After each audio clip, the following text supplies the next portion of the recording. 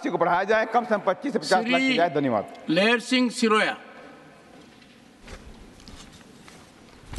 बहुत बहुत धन्यवाद सभापति जी, आपका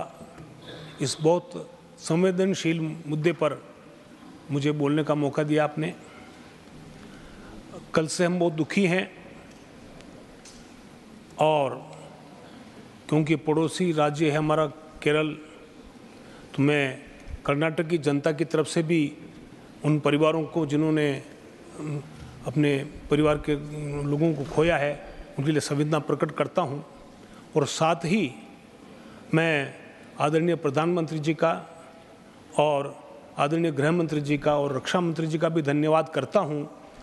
कि जैसे इस कल हमारे को समाचार पत्रों से मालूम पड़ा तब तक वहाँ पर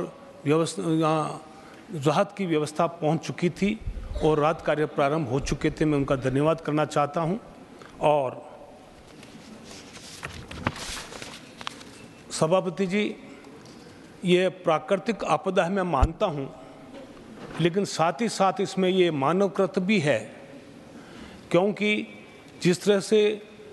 जैसा आपने अभी हमारे सदस्य ने कहा गाडगिल की रिपोर्ट का अवहेलना की गई, उसको लागू नहीं किया गया और उसमें स्पष्ट कहा गया था कि बहुत सेंसिटिव जोन है और इन सेंसिटिव जोन में सिर्फ चाय बागान ही किए जाते थे। उसमें जहाँ पर रिसोर्ट बने और कहीं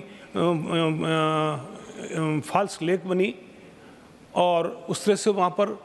पहाड़ों की कटाई हुई। तो मैं समझता हूँ पहाड़ों की कटाई करना, नदियों के रास्तों को अवरोध करना, ये बहुत बड़ा कारण रहा है। और मैं इसमें